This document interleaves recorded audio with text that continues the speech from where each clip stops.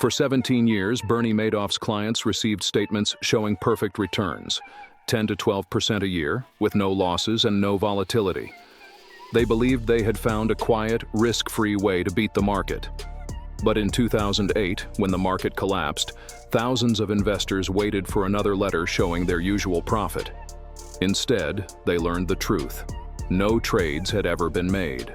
Their assets were nothing but $65 billion fabricated on paper. This is how a Wall Street legend sold air for 20 years, and why no one stopped him. Bernie Madoff wasn't just respected, he was woven into the structure of Wall Street itself. He ran one of the oldest brokerage firms in the city, advised regulators, and had access to rooms where most investors would never set foot. He donated to universities and charities, sat on boards and committees, and presented himself as someone beyond suspicion. Inside his company, two worlds existed. The public brokerage business looked completely legitimate, but the investment division, the one promising steady returns, operated on a separate, restricted floor, accessible only to a handful of trusted employees. The scarcity was part of the trap. Getting into his fund was difficult. People waited months, hoping for a chance. And when Madoff finally accepted someone's money, that acceptance alone felt like validation, enough to silence any remaining doubts.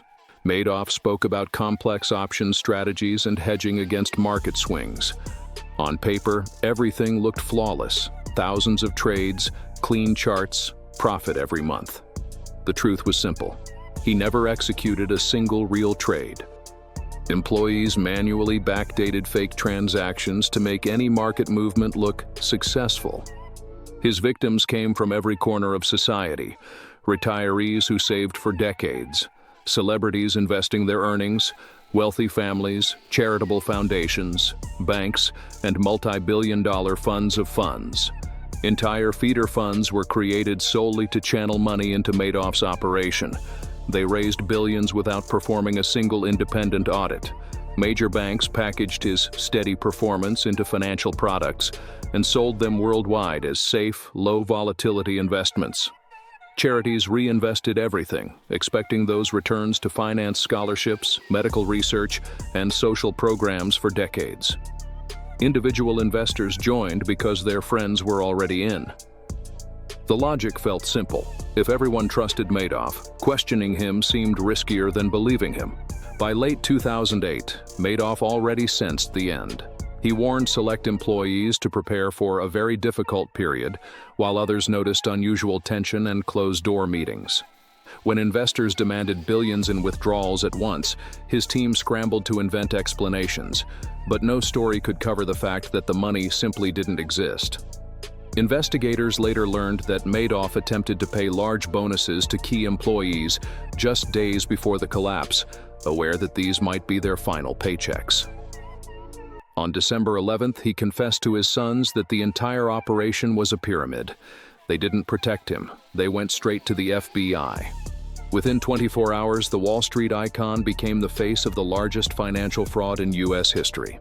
Investors believed they had $65 billion in their accounts. Those numbers existed only in statements. Madoff pled guilty.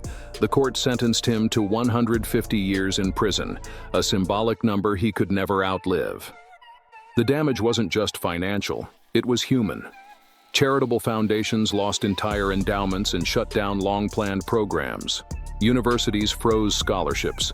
Medical centers halted research projects that depended on donations now revealed as fake. Ordinary people were hit the hardest. Retired teachers, firefighters, and nurses saw their savings vanish overnight. Families who had spent decades building a small nest egg discovered it never truly existed. Many were forced to sell their homes, return to work late in life, or abandon plans for retirement entirely. Inside the Madoff family, the destruction was total. One son took his own life on the anniversary of his father's arrest. The other died years later, still crushed under the weight of his father's actions. The Madoff story is not about a genius fraudster. It's about how trust and greed blind even intelligent people. If someone promises returns always in the green, no matter the news or the crisis, they're selling hope, not a strategy. On this channel, we show how perfect numbers turn into criminal cases. So the next time you see returns that look too good, you'll ask the right questions before sending your money.